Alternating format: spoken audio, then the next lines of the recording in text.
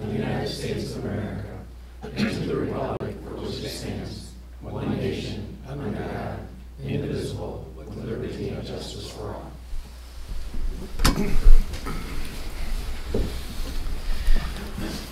Thank you. Our first order of business is special recognitions. Begin with the East China School District AP Honor Roll recipients. Mrs. Knuth. Thank you very much.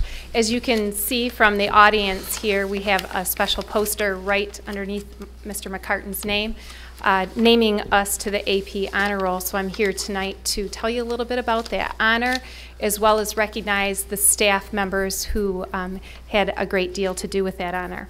So as you may have seen in the Times Herald and even in the Voice, the East China School District is one of 539 school districts in our nation recognized by the College Board with a place on its AP District of the Year awards, that being the 3rd annual honor roll. This recognition is for opening up the AP classroom doors to a significantly broader pool of students, while maintaining or improving the percentage of students receiving or earning scores of 3 or higher, and that is on a 5-point scale. Based on the direction of this board that it set a few years back, the district focused on this particular project of increasing participation in AP. And we did it, and we're still going, and we want to continue to increase. We not only increased our student participation, but also our AP course offerings in doing so. So several staff members are here tonight to be recognized for their part in helping this. And so as I call your name, please come forward. From our teaching staff, AP Language, Mr. Joe Daly. From AP Literature, Mrs. Chris Shredich-George. AP Government, Kevin Lehman and Ken Moreski. AP Physics, Heidi Lindstrom and Terry Mullane. Also AP Biology, Heidi Lindstrom. AP Calculus, Randy Shagney.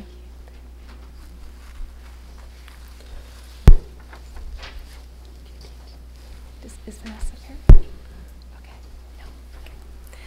Other AP teaching staff unable to be in attendance tonight. Jason Diller teaches AP Calculus, Kim Eberhardt, AP Literature, Mark Eberhardt, AP Biology, Joe Fouché, AP Language, Pete Fox, AP US History. In order to teach that AP, there's a lot of extra training and dedication to doing that. The volume of the work is just like the volume of the students taking those classes, a lot of work in some summers and some special training, so we really appreciate our teaching staff. And we're going to also have our administrative team join them at this time. Mr. Yadley and Mr. Ming from Marine City High School. Mr. Miller, Mr. Cook, and Mrs. Shagney from St. Clair High School.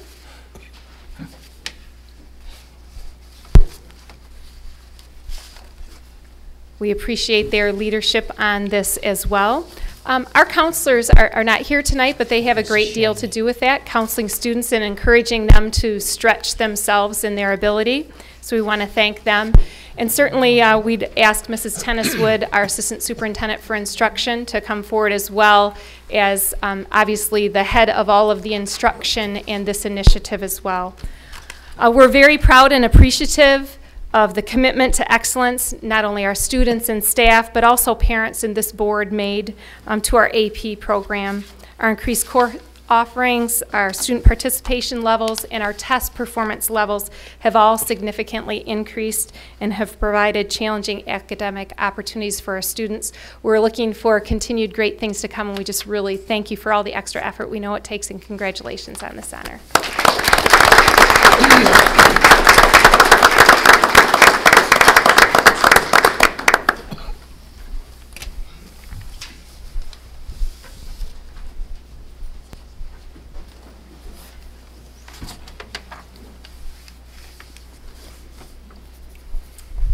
I'd like to ask Mr. McCartan and Mr. Kletcha to come right up here in the front, if you would, please.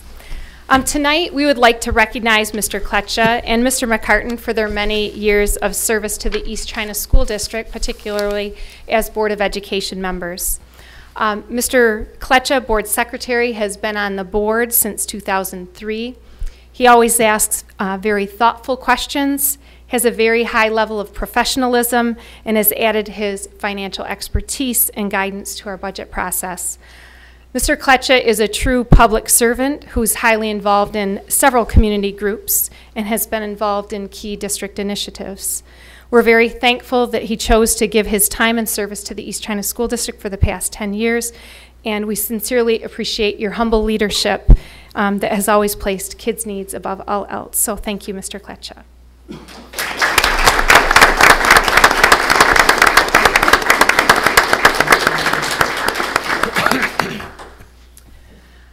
Mr. McCartan, Board President, has been on this board since 1989 and is known for his steady, compassionate leadership. He was instrumental in starting the Student Advisory Committee back in the late 90s, which continues today, meeting with student representatives from all of our high schools and getting the student input. For the past several years, he has welcomed our staff back in August by delivering an opening day inspirational message. Mr. McCartan always advocates for all students, but particularly for those students who are disadvantaged, who are facing difficult circumstances, making sure that we are lifting up and supporting students in all that we do through every program and through every policy implemented. We want to thank him tonight for his 24 years of long-lasting contributions to the East China School District. Thank you.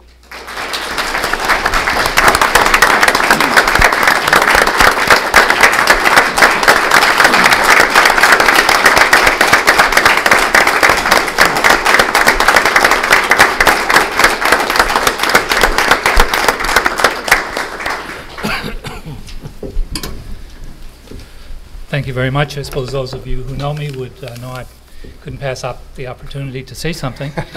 I'll be brief. I want to thank for the last 24 years the voters in the East China School District, obviously instrumental in allowing me to be here, to my fellow board members who've given me the privilege of being board president for the last number of years, but most particularly to the staff. As those of you who know me know that not being able to come back, was a sense of loss. And in the business I'm in, I know that the sense of loss is proportionate to the level of investment. And I certainly had a high level of investment in this district for my full 24 years. But I can also tell you that the return on that investment was, exceeded anything that I brought to it. So it's been a privilege for which I will be eternally grateful. So thank you.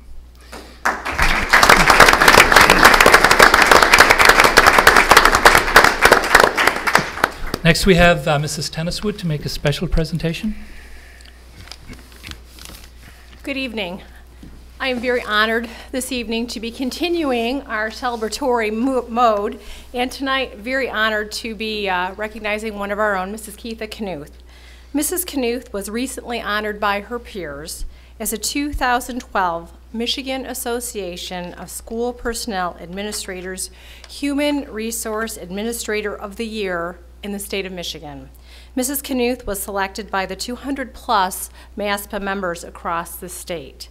As many of you know, Mrs. Knuth has served on the MASPA board as president, past president, secretary, and is currently a trustee on the MASPA board. MASPA provides guidance, resources, and assistance to school personnel administrators across the state to help with their daily responsibilities.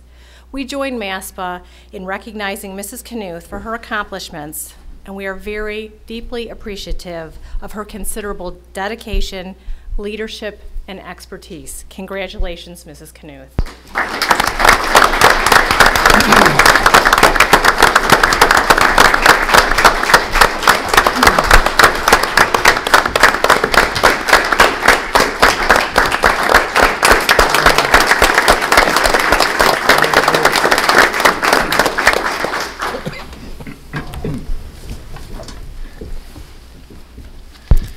Next, our academic spotlight tonight, Palms Elementary, Mrs. Wanda Groneveld, the principal.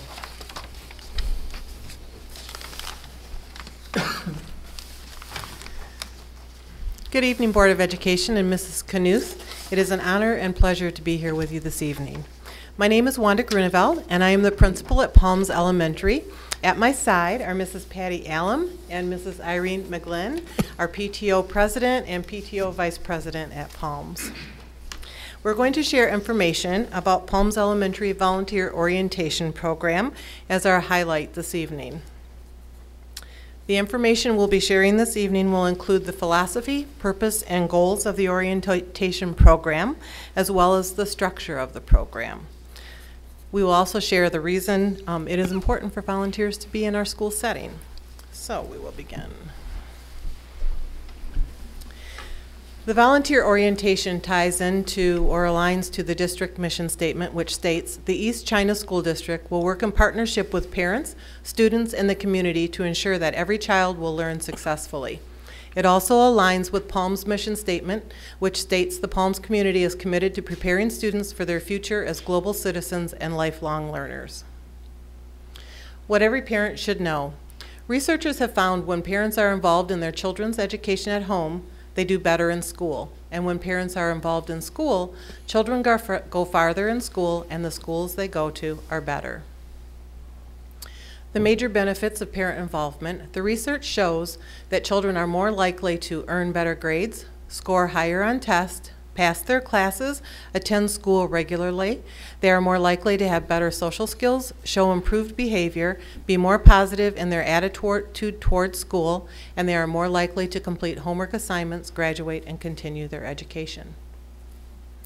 When parents come to school regularly, it reinforces the view in the child's mind that school and home are connected and that school is an integral part of the whole family's life.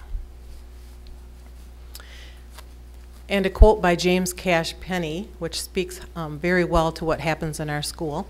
How can we expect our children to know and experience the joy of giving unless we teach them that the greater pleasure in life lies in the art of giving rather than receiving? And they see that on a daily basis with the volunteers in our building. The volunteer orientation. The Palms Elementary has had 86 volunteers participate in our new volunteer orientation, and that is very exciting for us. And actually, Mr. Folsky was also one of our attendees to one of our sessions that we had. Volunteers have attended a 1-hour meeting during or after the school day, and it fits their schedules. So we've had them during the morning, the afternoon, and after school, whatever we need to do to help our volunteers and accommodate them. The volunteer orientation participants include Palms parents, grandparents, and community members. Any person volunteering during the school day who will have contact with students and staff. So they need to, anybody that has contact with the students and would see their academic performance needs to attend the orientation.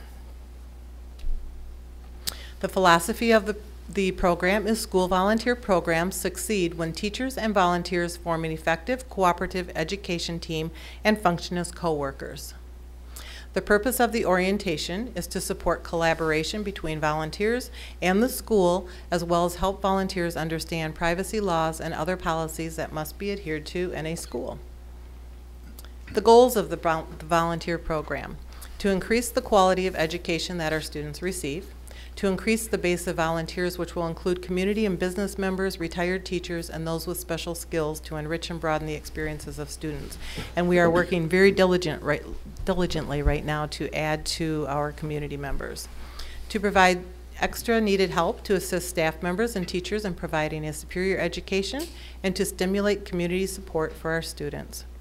To regularly recognize volunteers in a fashion that never leaves them without any doubt that volunteers do in fact make a difference, and they are very valued at our school. The structure of the orientation includes a meet and greet, which we have found to be very beneficial for our upper and lower elementary parents because otherwise they may not get to meet each other. Two questions were asked of the volunteers that were at the orientations. What do they most value about Palms Elementary, and what will our students need to be successful in their futures? This was a really interesting part of what we did, just to kind of find out what was important to them and what culture they were looking for the building.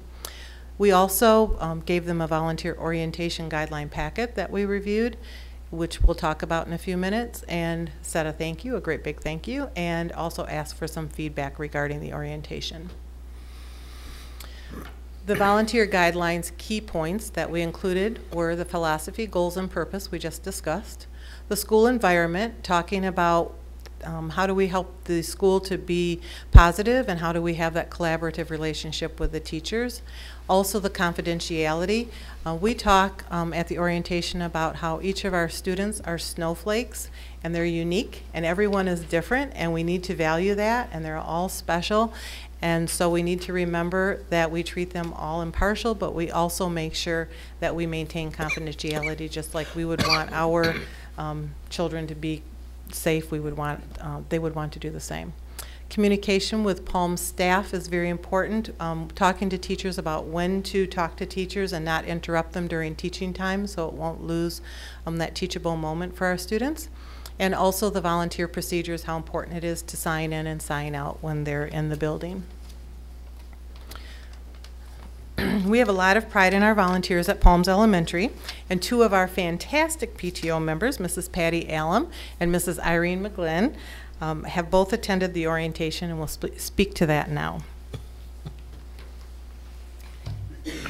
The volunteer orientation presented information to us parents regarding the safety and student confidentiality that may have otherwise been overlooked. When we were asked some of the volunteer quotes about the orientation itself, they were very informative and beneficial meeting for all of our volunteers. There was good reminders about confidentiality. Great encouragement for a new mom with first-time school experience, and an excellent idea. It's nice that all the parents are all on the same page. Everyone has the same rules and expectations. We have 86 volunteers. We have an average of 25 to 30 volunteers weekly. We have 10 to 15 volunteers who come three or more times a week. We have 12 classrooms ranging from kindergarten to 5th grade and 272 students.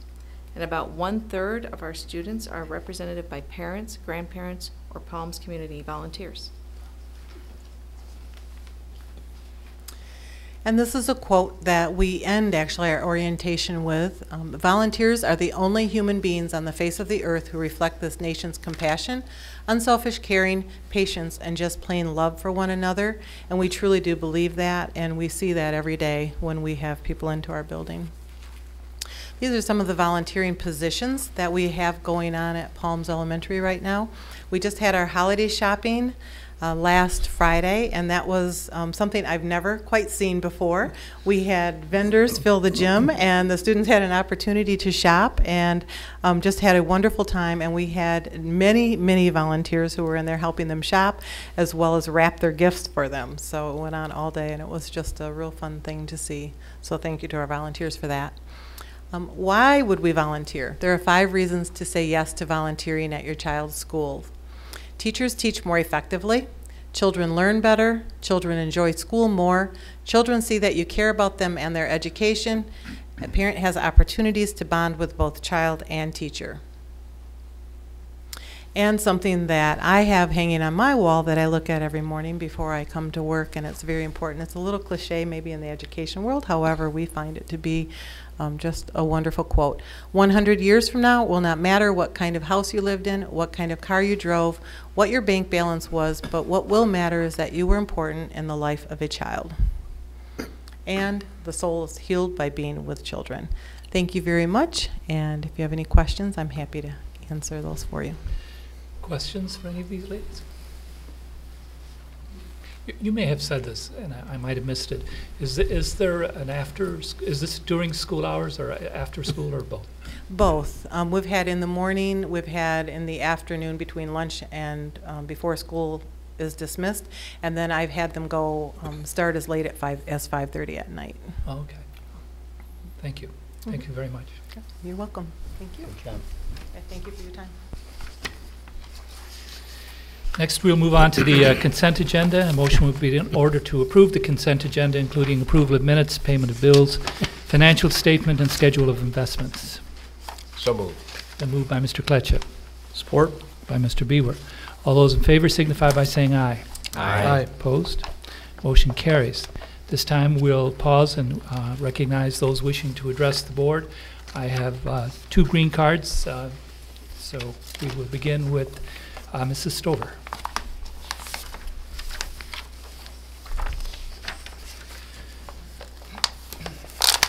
Good evening, Mrs. Knuth, Mr. McCartan, gentlemen of the board. May I ask Mr. McCartan for the courtesy of the podium? Sure. Thank you.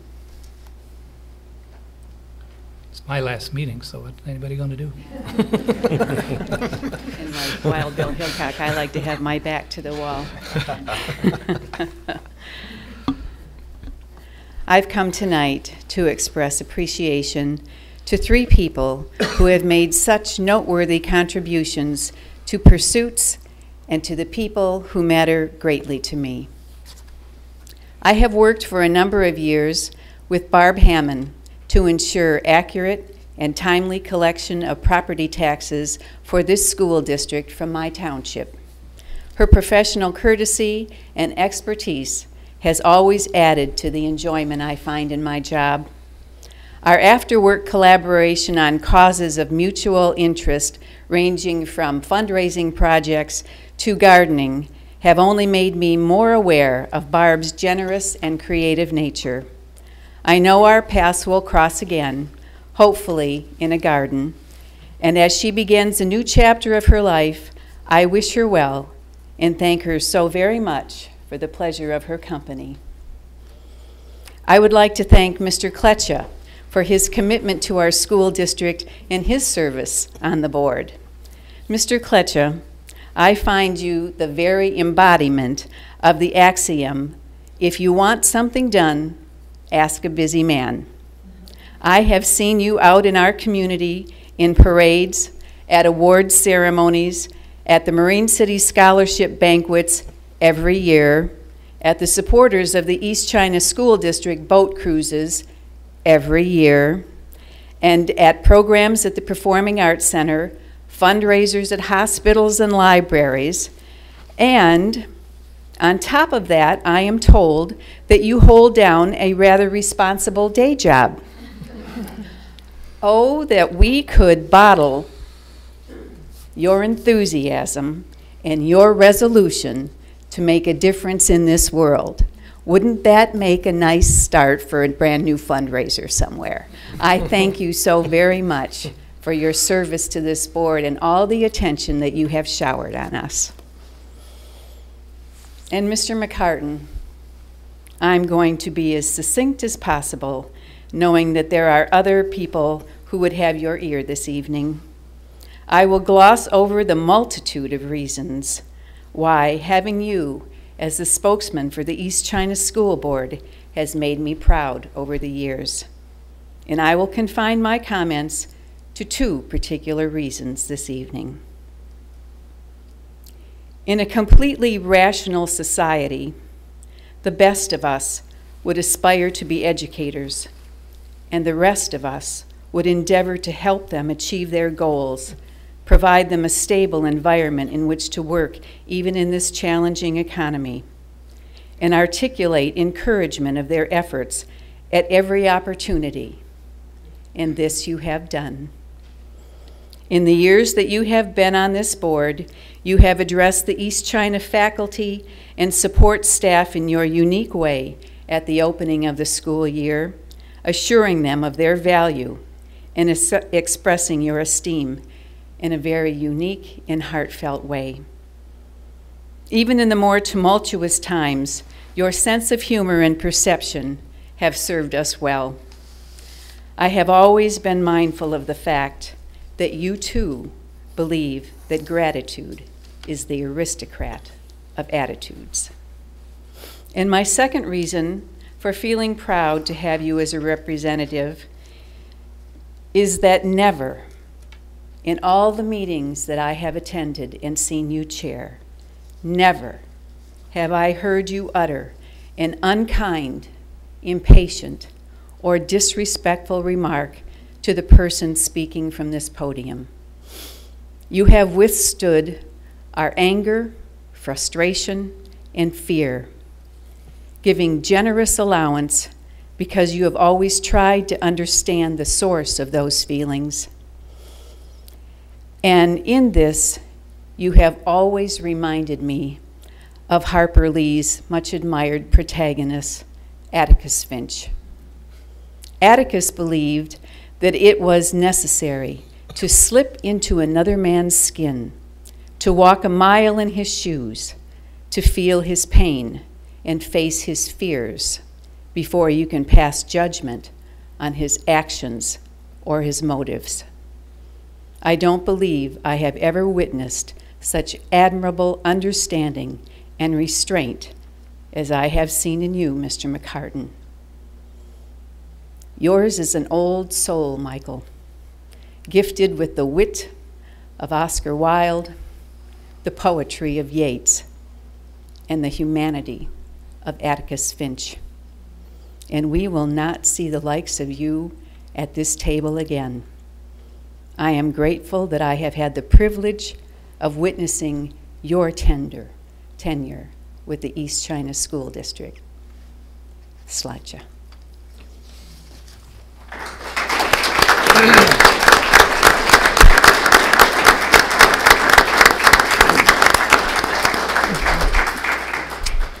Next is Mr. Disla.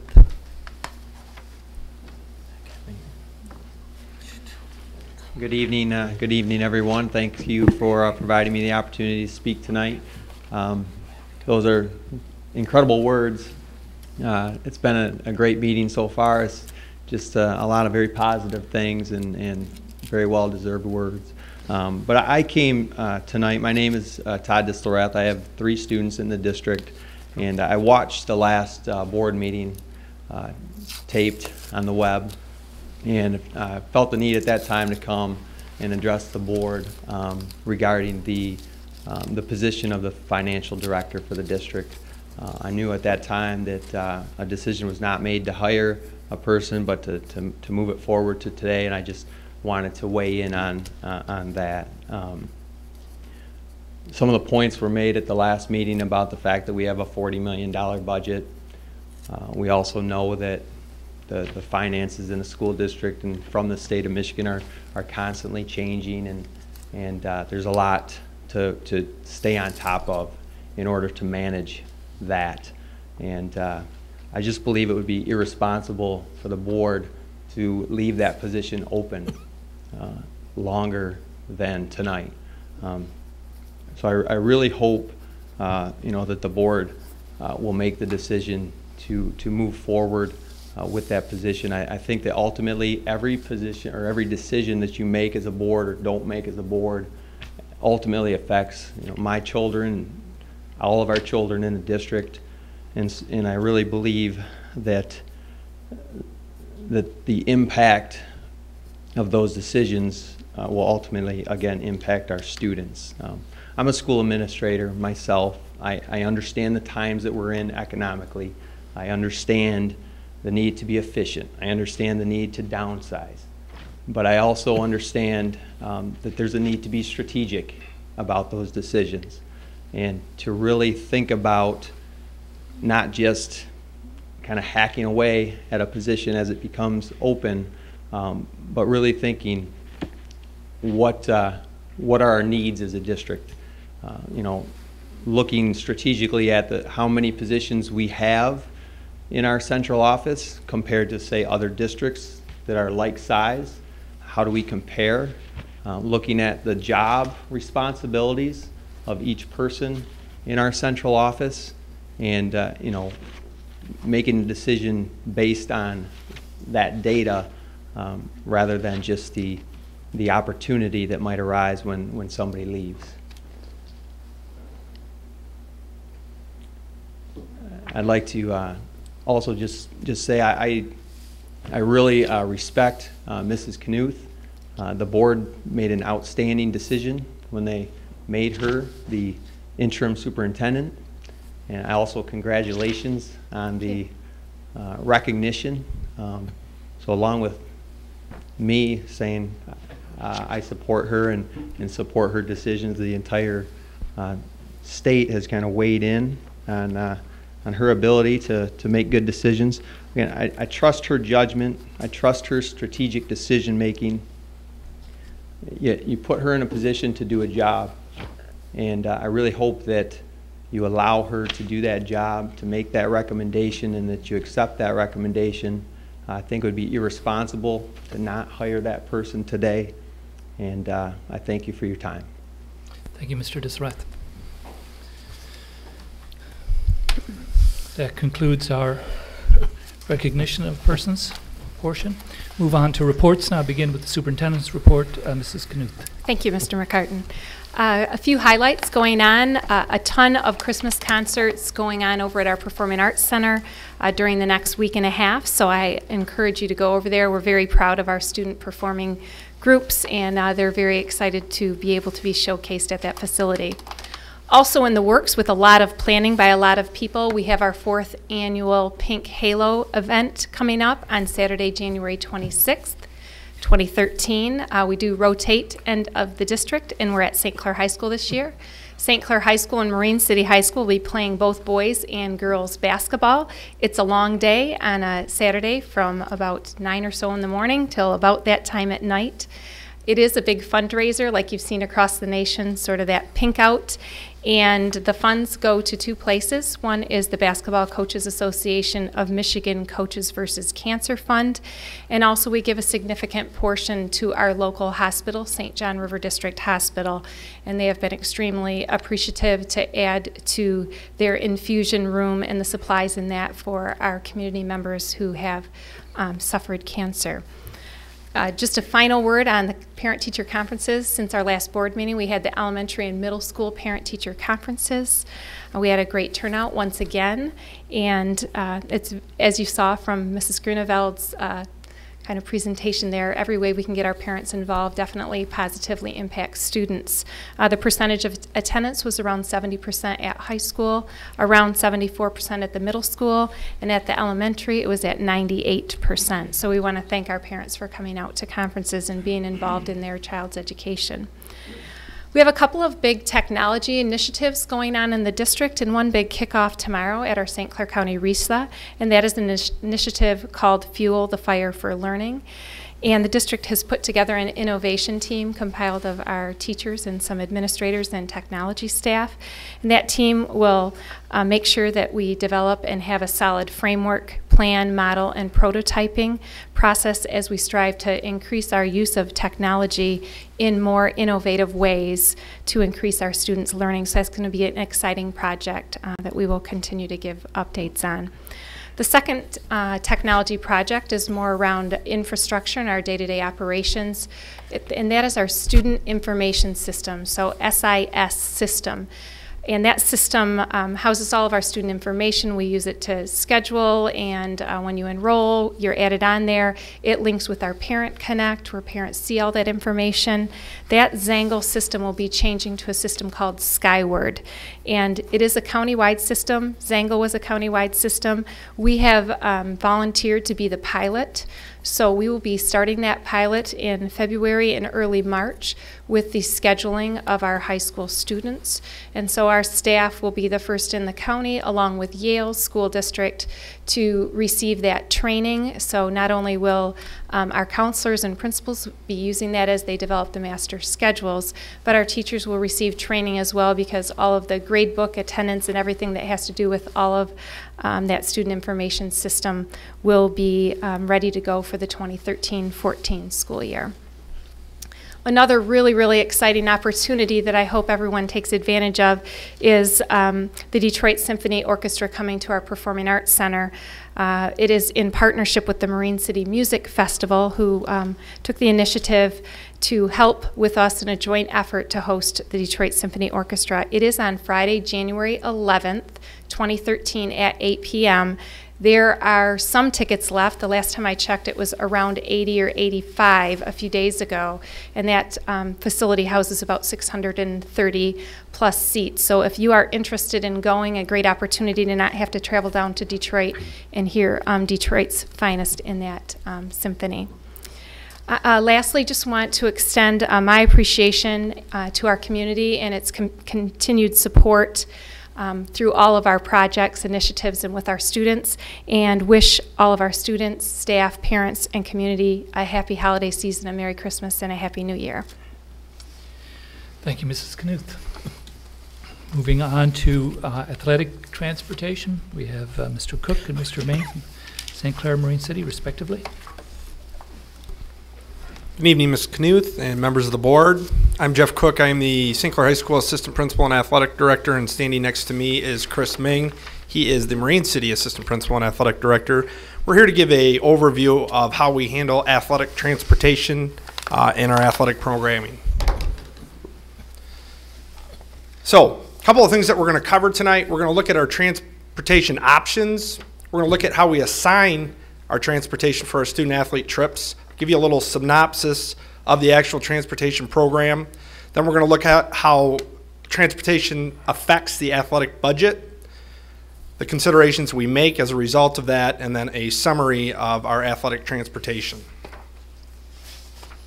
So basically there's three modes by which our student athletes travel to events. The first would be a district-provided school bus, and that's the most widely used option for transportation, and it accounts for the vast majority of our student athletes' travel to and from events. The second would be the East China School District Approved Driver Program. Our Approved Driver Program is most often parents of team members and are required to submit information that provides the district assurance of appropriate vehicle and insurance coverage for liability and accident, as well as a background check to ensure the safety of our student athletes. And finally, the last mode of transportation would be a student athlete's own parent or guardian. A lot of things go into deciding the transportation assignments, and we try to make considerations that are the most budget-wise in our travel decisions. The number of team members traveling is considered, the event location and the travel distance, the day of the week that the event takes place, departure time versus actual game time. Sometimes in the fall with volleyball and in the winter with basketball, we have events that are known as triple headers. And those are long events that take 4, 5, 6 hours to complete. And we may have extra trips that occur where we may use approved drivers on a later evening trip. And then finally, input from coaches as to the best means of travel based on the circumstances of the event. And a lot of times that has a regular season versus MHSAA tournament play factor. So to kind of wrap up our transportation, most weekday athletic trips are assigned to district-provided school bus transportation. Most of our weekend athletic trips are assigned to approved driver trips.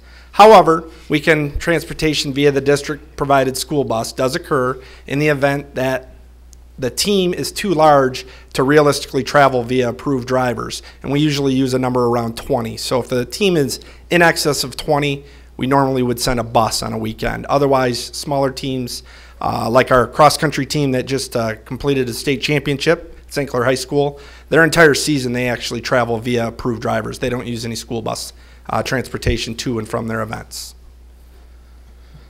So, the school athletic directors review options of shared transportation between both high schools. This is advantageous if two smaller teams are traveling to relatively close sites and have a similar start and length of event times. This might be an opportunity where both St. Clair High School and Marine City High School would share the same bus because they're going to either the same location or locations that are very near to each other where they can make a drop and then come back and do a pickup without having to send two buses.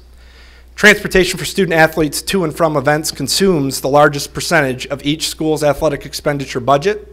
The assignment of trips is extremely important to provide a balanced and fiscally responsible budget for our athletic programming. Quick review on the athletic budget and kind of how transportation affects the athletic budget. Each high school athletic program receives a base budget amount of $80,000. Each school receives a supplement to this base budget according to the school's student count. The budgeted supplemental amount for this school year is $22 per enrolled student. So based on the student counts of 885 at St. Clair High School and 602 at Marine City High School, the allocated budgets to each school were $90,556 to Marine City High School and $96,820 to St. Clair High School. Few other budget considerations. So when determining the most appropriate transportation option, all of the factors discussed are considered. Coaches and athletic directors collaborate to make the most appropriate transportation choice given the exact circumstances of a particular event. And both high school athletic programs are funded equitably based on student enrollment and program offering. So as a summary for our transportation and athletics, each of our high school athletic programs have a storied history of success and achievement. Even with limited financial resources, our programs remain strong as a result of our stakeholders' hard work and the continued support of the East China School District community. It is the goal of our program to provide the most rewarding and beneficial student-athlete experience possible. The assistance provided by parents as part of our transportation options is essential to remain fiscally responsible while continuing to protect our current sport choice offerings within a balanced budget.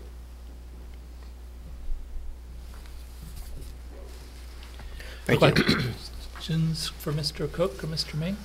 I have, Mr. Folsky? on the transportation athletic budget, what 30%, 40%, 50% goes to transportation out of the athletic budget? I know your top hire is your of course your salary, your coaches and salary, but what percentage would you say roughly? Our coaches and salary actually come from a separate budget line item. Transportation comes from the individual building's athletic budget, and it's probably between 30 and 40% of the entire budget that goes towards our transportation costs. So 30 or 40% of that 90,000? That would be correct. Okay, thank you. Mr. McNamee? Thank you. A couple questions. Can you flip back to those numbers you put up there? You had 90,000. Oh, there. Okay, thank you. What is the math when you do the division? What does it do? If you divide it into it, is what I'm saying. There's a $22 per person allotment per student. So in other words, you multiply 602 by 22, you're going to come out with 90,000? That's what I'm asking. There's base allocation of how much? 80,000. All right. So then that means there's 10,556 in addition based on the $22. Is that it? That is correct. Okay. And then there's it's 16,082 on the other one. Is that right? Correct. Okay. But that'll still come out to $22 per head. Correct, yes. All right. So now we can never be 100% because some team might do better than another team and therefore requires a trip. Like if you can't say to the Marine City football team, no, we're not going to drive you to the state championship because we've blown the budget. We have to come up with the dough, right? Correct. And we always have. Correct. So in terms of the treatment across from both schools, it's equitable as far as it can be in terms of the allocations, and then if there's a special circumstance, it's dealt with. The reason I bring that up, last meeting we had a person get up and complain that the St. Clair bus or cross-country team had been taking buses to meetings or to meets, and Marine City wasn't. Now I understand from what you're saying that in fact St. Clair didn't take any buses to their cross-country meets. I believe the sport was swim. No, she said buses. When she left the podium, she said she came back and said, and cross-country. Okay. Did it happen with cross-country? Our cross-country team travels by approved drivers. Okay. I just want to make that clear then. All right, thank you. Now, in terms of spending the budget, have we spent the budget on both schools? Or do we normally? I mean, one year you might... The entirety of the budget? Well, no. Do you spend for example, you budget the year, the athletic program, are you basically going to spend the amount allocated for the transportation of those students? Yes. Okay. And you may have a few dollars left over, but essentially most of it is spent. Is that correct? That would be correct. The largest percentage of it goes towards student transportation, yes. All right. So then from what I'm gathering then is that is essentially we're trying to administer, and we have administered, an equitable system of allocating the funds, not only just strictly on a per head item, but also on the basis of the need. But if you give $80,000 to each school in their budget, I mean, technically, and again, the person from Marine City, and by the way, my wife teaches at Marine City High School, and I'm very much an advocate for that school. Anybody who's attended these meetings knows that. But in fact, when you take $80,000 and split it between 885 as opposed to 602, it's really not a question of St. Clair's getting more money than of the 80,000. Basically, they're both getting 80,000. Isn't that correct? That would be correct, yes. Thank you. I don't have anything further. Thank you. Thank you. Any other questions? Thank you, gentlemen. Move on to our next item is the Parent Advisory Committee. Mr. Folsky. We met last Monday, and you see on the agenda in front of you the items that were discussed, and Mr. Miller was there and gave a presentation on the AP and also on the current legislation that's going forward. I guess legislators are going to vote on tomorrow or whatever. He gave us an update on that. Back to the AP, Mrs. Knuth, there was a slide presentation of how we went from, I think it was like 30 kids to 90 kids or 70 kids. I think that's well, if you can get that slide and yes, I don't think we have it available tonight, but the slide was basically looking at from 2008, I think starting at 2008 Right. through 2012. It compared our district's participation rate and performance compared to our state and across the nation.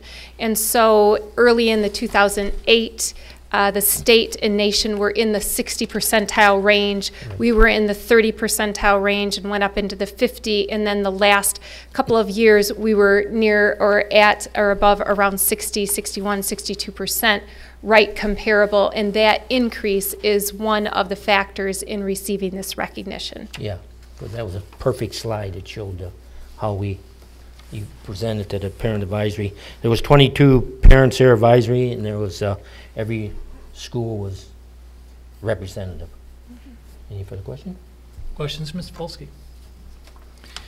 All right. Next item is the Student Advisory Committee. The agendas were similar, if not exactly the same. And as we met at St. Clair High School, and as usual, it was spirited discussion. I think it was ironic, or perhaps is ironic, that we had conversations about the advanced placement classes, and in fact, the Student Advisory Committee many years ago, in conversations about why they weren't choosing AP as much as we adults thought they should, had some very interesting insights. And in fact, I think some of the things that they suggested and were later implemented were partially responsible for that accelerated participation in AP, which I think was wonderful. Great conversation around the use of technology in the classrooms, and it is abundantly clear that the students do take full advantage of the opportunity to use the technology in the classroom. It was also very interesting and I suppose reinforcing and encouraging or affirming, or whatever the right word is, the level of involvement, at least as they described it, by the teaching staff in using the technology in ways that made life a lot easier for them. So it was and is a great group, and I'm sure it's an institution that will continue within the school district. Any questions about it? All right. We will move on to our action items, begin with the 2012-13 budget amendment, and Mrs. Hammond.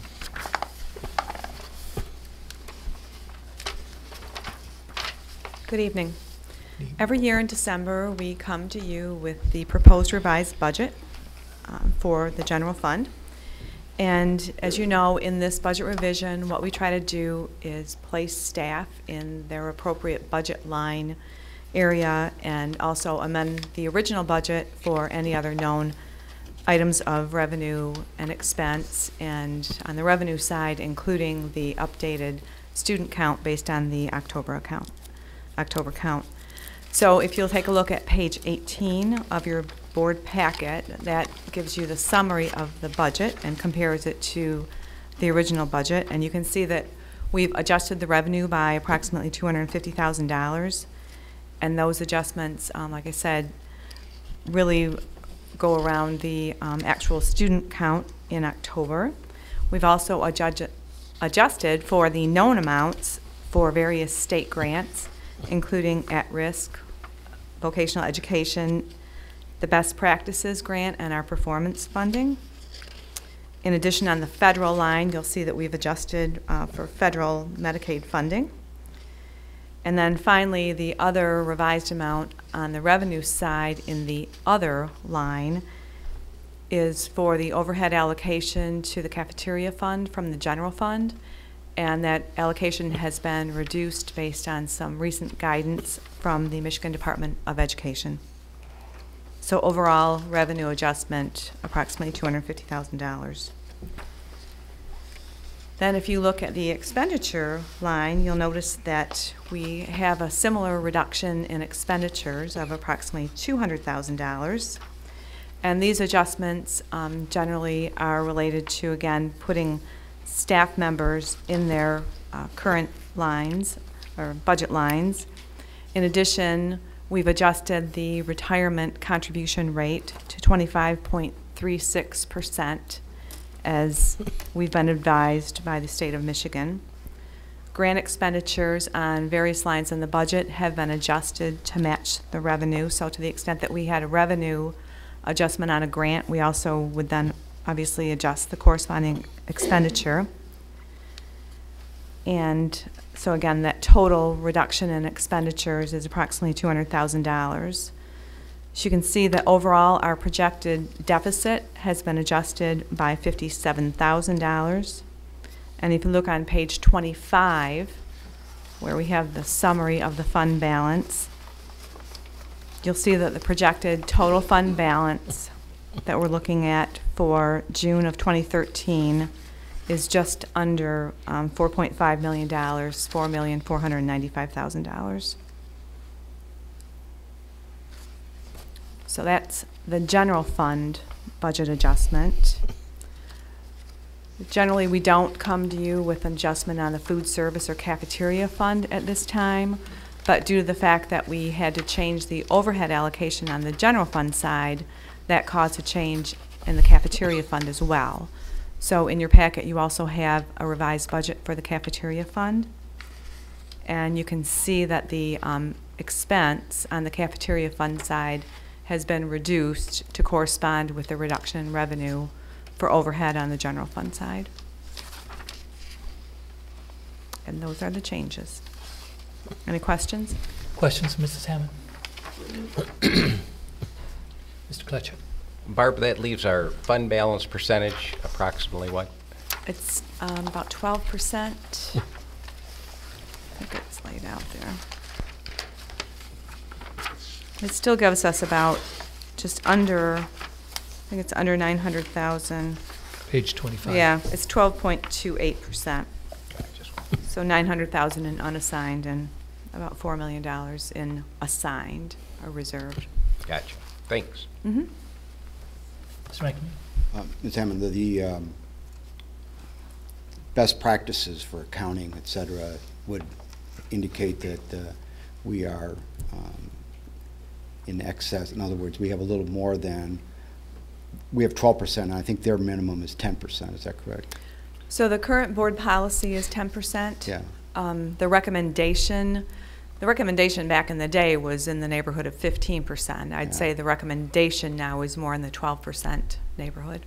Okay, and when you talk about loss of or decrease in revenues, you're basically saying the state says we're going to pay you this much.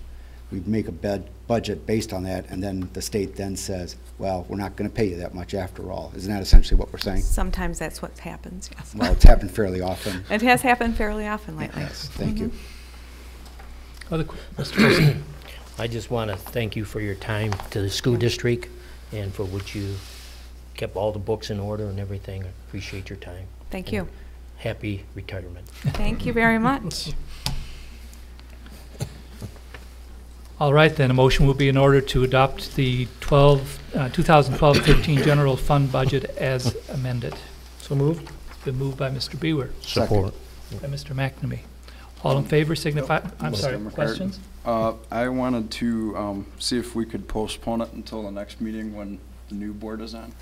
That's something that Mr. McNamee brought up at the last meeting, and I thought it was a good idea.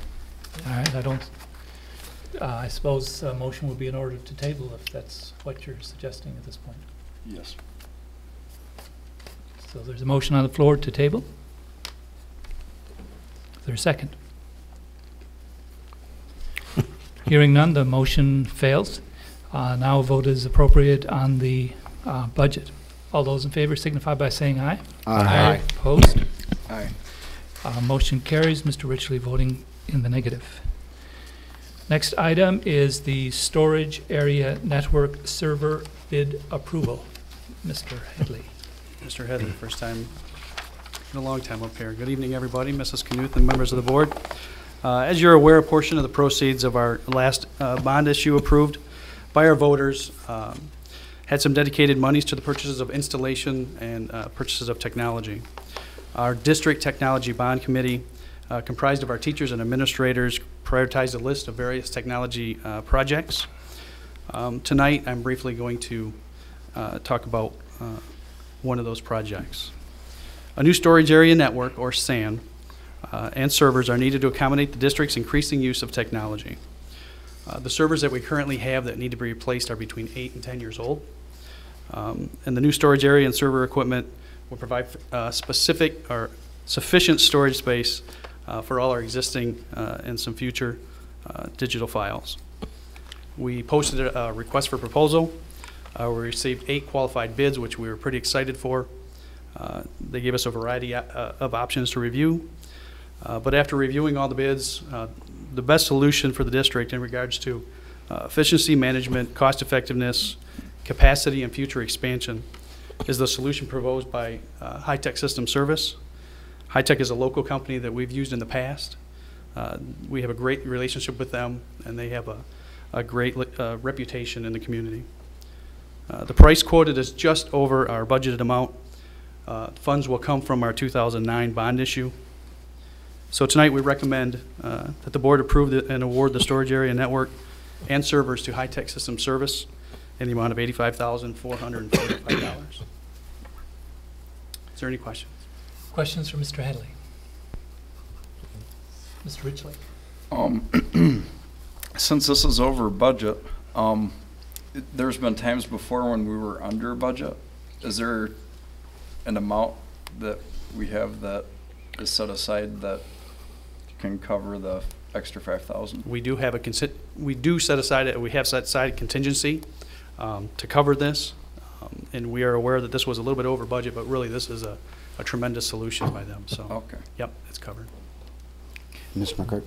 Oh, I'm sorry, Mr. Mr. McNamee? Oh, I was going to say, when we do a budget, we said 80,000.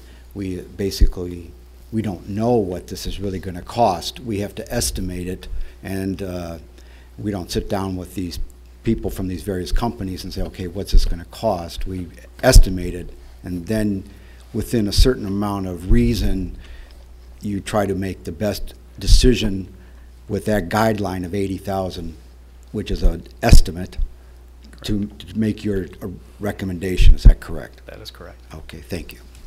Mr. Folsom? This chart you gave us with the 8 bidders, and the one in the middle is High Tech. Is that what we're talking about? That's correct. Okay. When if I add this up, that comes more than 85, come to 100,000 better. Is there a, where am I missing the boat? Yeah, we added, yeah, we don't want to add all the column up. So what we're adding up is the row number 1, the enterprise grade server, the Blade, it's called a Blade server. Okay. So it's row 1, row 3, the server enclosure, row 4, which is the storage area network, and row 5, which is the server rack.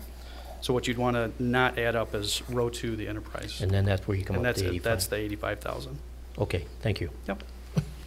So rows 1 and 2 are one or the other solutions? Correct. Motion would be in order then to approve the recommendation toward the storage area network and servers to high-tech system service in the amount of $85,445. So moved. Moved by Mr. McNamee. Support. By Mr. Folsky. Any further questions or comments? Hearing none, all those in favor of the motion signify by saying aye. Aye. Opposed? Motion carries. Next item is item C, Finance Director, Mrs. Knuth.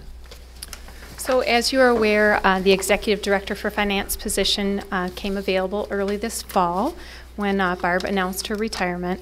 At the November board meeting, the board received a report explaining our recruiting process, interview and selection process for her successor.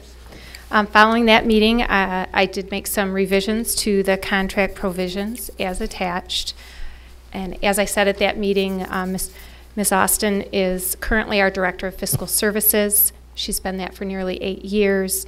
She was selected as the best candidate. She is very well respected among her colleagues and within the district, and would help provide for a smooth transition during this change in leadership. So the administration is recommending that the board approve Linda Austin as Executive Director for Finance effective January 1st, 2013. Motion will be in order to support the recommendation that the board approved Linda Austin as Executive Director for Finance effective January 1, 2013. So moved. Moved by Mr. Beals. Support. Supported by Mr. Folsky. Other comments or questions? Mr. Richley. And I just want to get this straight, that when we're hiring the Mrs. Austin for the Executive Director spot of Finance, am I correct in saying that her spot would automatically be filled by not the board, but from within that office, or? The spot Ms. Austin is Right, leaving. correct. So that title that she currently holds, Fiscal Director of Fiscal Services, would not be filled exactly like that.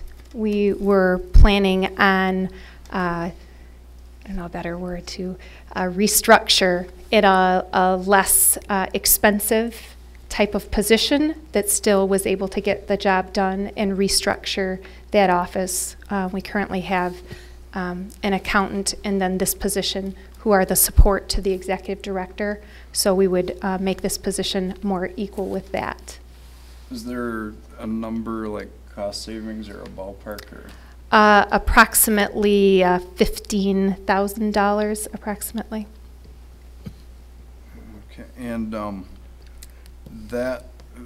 would that be a part-time position then, or? No. It's a 40-hour-a-week position. And that won't come before the board to approve that? No, that is a support position. Okay. Other questions? Hearing none, all those in favor of the motion signify by saying aye. Aye. Aye. All those opposed? Aye. Motion carries. Mr. Richley in the negative. Move on to information, discussion items, policies for first reading. Okay, our policy service is Neola, and they provide us with updated policies from time to time, generally reflecting a change in state law or sometimes case laws, and make those recommendations to us. So these tonight are for the first reading, so it is a for information item.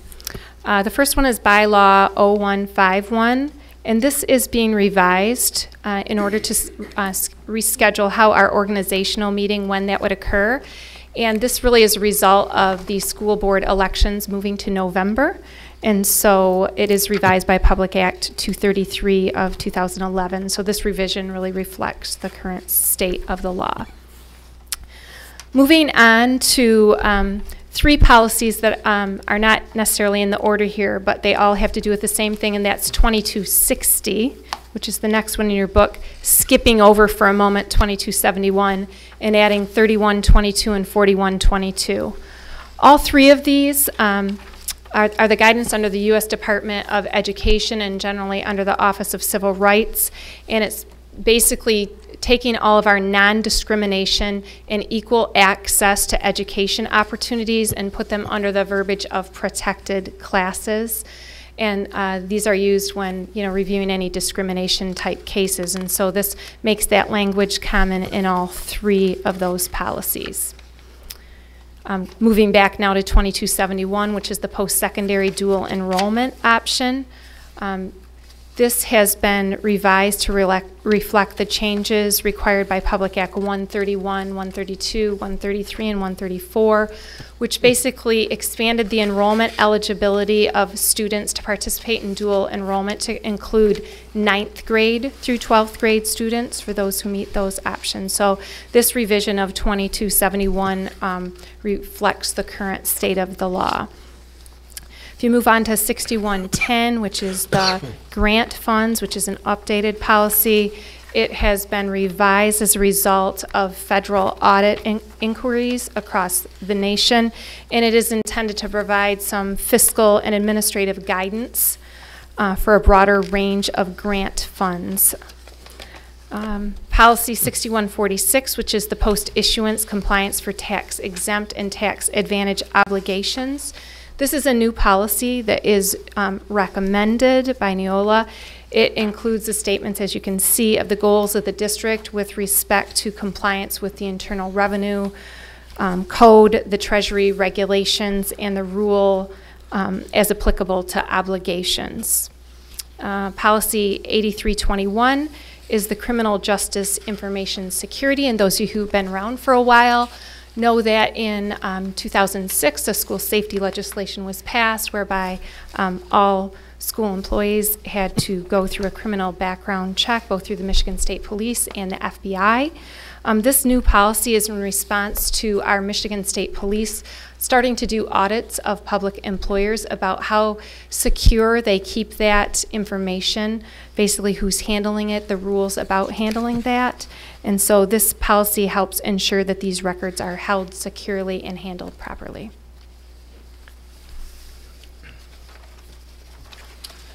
And these will come back for final or for approval at a future meeting. Yes. Are there any questions at this point? Thank you. In terms of the audits that are done by the state police that are going to be coming, it's going to require more time from our personnel, is that correct?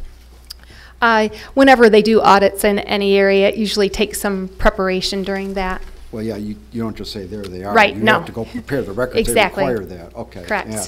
So, yeah. And as they increase the number of standards, then it increases the amount of time we have to spend preparing the documents for these audits. Is that correct? Yes. Okay, thank you. And the people who do that type of work. That would be typically, if my hat is on in the personnel office, I would do that work. The lead support secretary in that office, and I probably about 6 to 8 months ago attended a training already on this, anticipating it coming. We've not been selected for an audit yet, but even before this policy, this is just good practice as far as handling that. So the majority of the policy we have implemented just as good practice. However, an audit, preparing for any type of an audit, whether it's Brenda in the Title I or back in the days the highly qualified, is quite a bit of time to prepare for that. Right, and so when you talk about preparation, whether it's Brenda or you or someone else, I mean, in a sense, it's kind of like taxes. And if the IRS knocks on your door and says, we're going to audit you, you have to say hello and welcome to my house. It's the same thing here, isn't that correct? Correct. All right, so you have to be ready for it. Yes. It takes time. Thank you. I have one question. Mr. Polsky. On page 53, personal security under A, background check, 30 days for them to do a background check. My question is that person employed before or while the process is going on, or do we have to wait for the 30 days to employ that person? Or how does that work? So it's all digitized these days. So you could, if we have an employee, they are not starting before this process is complete, And so if they go up to our RESA, which is where the fingerprints are done, they are digitally sent to our Michigan State Police and on to the FBI. And generally, we are getting the electronic results within 48 hours at the most. We have it back. So there is a fast turnaround time. The only time that that is extended is in the event that there is a record, and then it does slow down the process. Okay.